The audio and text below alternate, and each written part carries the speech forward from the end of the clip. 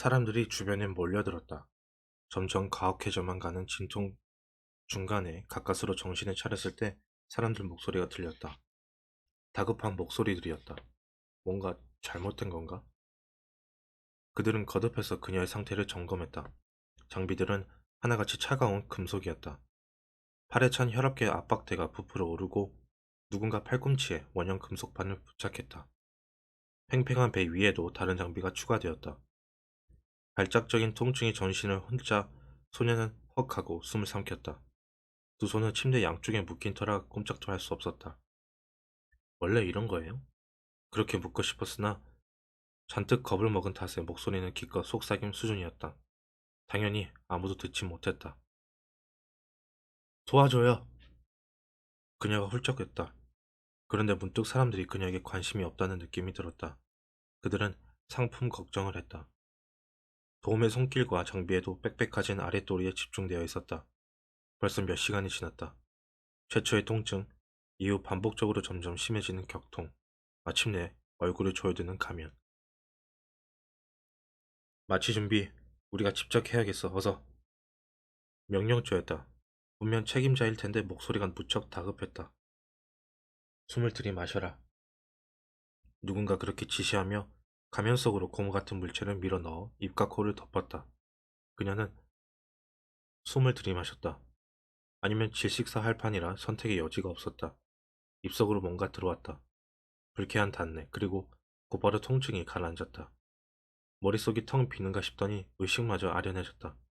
마지막은 예리한 물건이 배를 가르는 느낌이었다. 고통은 없었다. 소녀가 깨어났을 때 색다른 통증이 가장 먼저 찾아왔다. 쿡쿡 쑤시는 수준이 아니라 더 깊고 넓은 통증이었다. 몸은 가벼웠고 손목의 속박도 풀린 채였다.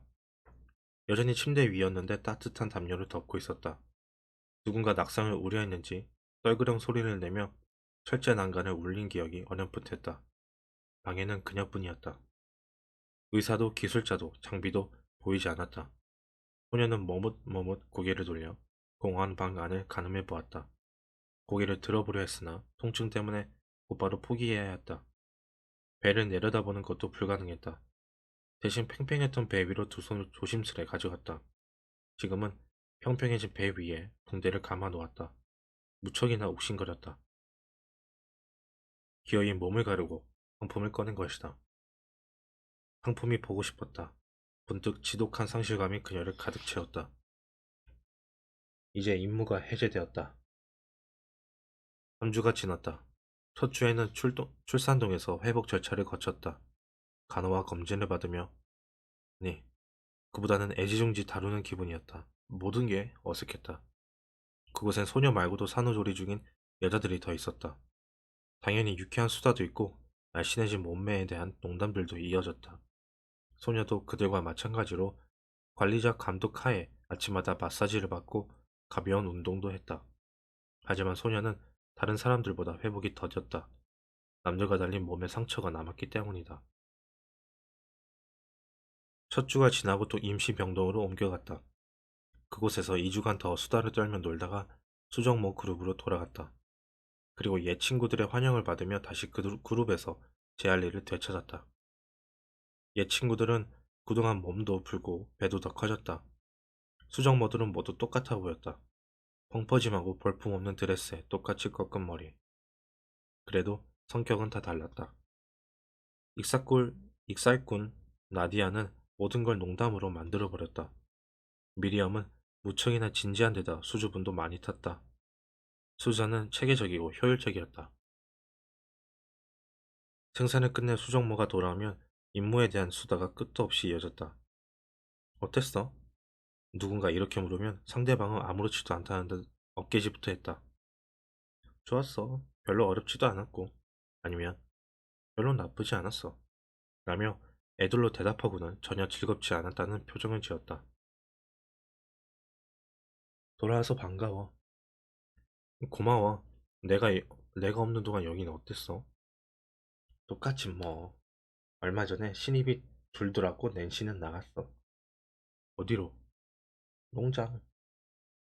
에휴, 잘됐다. 그렇지 않아도 농장을 원했잖아. 무심하고도 무의미한 대화들이다. 낸시는 얼마 전 세 번째 상품을 출산했다. 그 후 수정모는 재배치된다. 농장, 의류공장, 음식 배달. 낸시가 농장에 가고 싶어 했다는 건 클레어도 알고 있었다. 바깥 생활을 동경한 데다 몇 달 전 특별히 가까운 친구가 농장에 배정되었기 때문이다. 그녀는, 그녀는 좋아하는 친구와 2차 노동 생활을 함께하고 싶어 했다. 클레어도 낸시의 바람이 이루어져 기뻤다.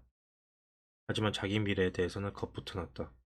기억이 몽롱하기는 했지만 이번 생산에 뭔가 어긋났다는 정도는 알고 있었다. 분명히 다른 여자들은 흉터가 남은 적이 없었다.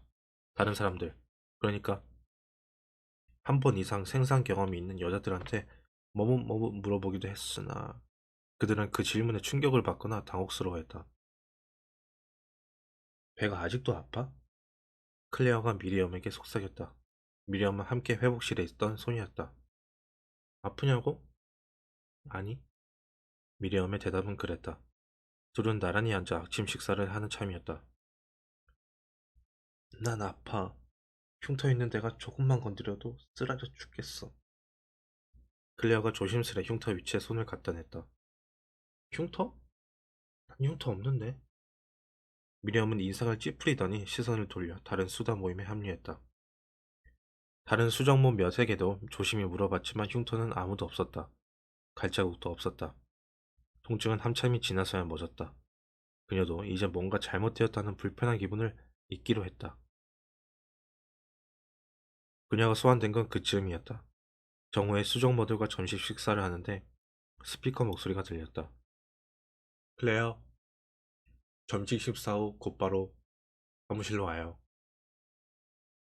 클레어는 당혹한 표정으로 주변을 둘러보았다. 식탁 맞은편에 단짝 엘리사가 있었다. 두 소녀는 같은 해 12살의 나이로 함께 선발되었고 학교도 함께 다녔다. 하지만 이곳에서는 엘리사가 신입이었다.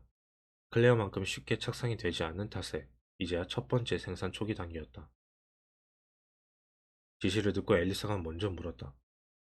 무슨 일이지? 모르겠어. 너 혹시 잘못한 거 있어? 클레어가 인상을 찌푸렸다. 아니 몰라. 깜빡 잊고 세탁물을 접지 않았나? 에이 곧 알게 되겠지. 아무 일도 아닐 거야. 나중에 보자. 엘리사는 빈 접시를 챙겨 자리를 떴다. 클레어는 그냥 식탁에 앉아 있었다. 아무 일도 아닌 게 아니었다. 클레어는 당혹스럽게 짝이 없었다. 위원회가 그녀를 앞에 세워두고 결정사항을 통고했다. 클레어, 임무 해제. 소지품을 챙겨라. 오늘 오후에 이동하니까. 그들은 그렇게 지시했다. 왜요? 그 일 때문 뭔가 잘못했다는 생각은 했어요. 하지만 그들은 친절하고 자생했다. 네 잘못이 아니다. 뭐가 내 잘못이 아닌데요. 죄송하지만 자세히 말씀... 위원회를 다그치면 안 된다는 사실은 알지만 어쩔 수가 없었다. 위원장이 어깨를 으쓱하고 말했다. 난 일이야. 신체적인 문제인데 조금 늦게 감지한 것뿐이다. 너한테는 착상하지 않았어야 했다는 뜻이다. 처음 조사자가 누구였지? 이름은 모르는데요? 그래, 우리가 확인하마. 부디 첫 번째 실수였으면 좋겠구나. 아니면 다시는 기회가 없을 테니. 그리고 위원장은 나가도 좋다고 했다. 하지만 클레어는 결국 문 앞에서 돌아섰다. 도저히 묻지 않을 수가 없었던 것이다. 제 상품은 어떻게 됐죠? 위원장이 클레어를 노려보다가 이내 인상을 풀었다. 위원장은 바로 옆자리에 있는 여자 위원을 바라보고는 다시 그 앞에 서류 다발을 향해 고갯짓을 해보였다. 사실을 확인해보라는 뜻이다. 번호가, 번호가 몇 번이었죠? 여자 위원이 물었지만 위원장은 대답하지 않았다. 음, 이름으로 확인해주마. 이름이 클레어? 이름을 모를 리 없건만. 처음에 소환할 때도 이름을 부르지 않았던가. 어쨌든 클리어는 고개를 끄덕여 주었다. 여자 위원은 손가락으로 서류를 흩어 내려갔다. 그래, 그래, 여기 있군, 클레어. 현상번호 36호. 오, 그래. 우려 문제에 대한 진단도 있다. 여자 위원이 고개를 들었다. 클레어는 그때가 생각나 저도 몰래 배를 만졌다. 여자 위원은 서류를 파일 위에 올려놓고 가장자리를 두드려 줄을 맞췄다. 남아. 위원장이 여자 위원을 노려보았다. 아니, 상품, 그래. 상품은 괜찮다. 의료 상황에 별다른 영향을 미치지는 않은 모양이다. 그러고서 여자 위원이 자상하게 덧붙였다. 너도 괜찮을 거야, 클레어. 클레어가 물었다. 난 어디로 가나요? 갑자기 두려웠다. 재배정 얘기 없이 임무 해제되었다고만 했기 때문이다. 더 이상 출산모로 돌아갈 수는 없다. 그건 알겠다. 그녀의 몸이 기능을 제대로 수행하지 못했기 때문이다. 하지만 만일 임무 해제된 사람들이 그냥 방출된다면? 실패자들이 종종 그렇게 되지 않았던가. 다행히 대답은 고무적이었다. 어류 부회장, 그곳으로 가게 된다. 일꾼이 부족하다더군. 교육은 아침에 시작하는데 금방 익힐 수 있을 게야. 넌 머리가 좋으니까.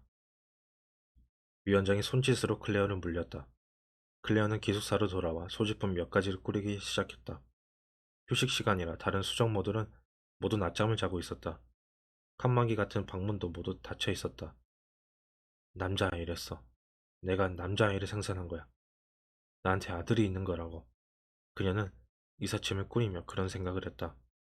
상실감이 다시 한번 밀려들었다.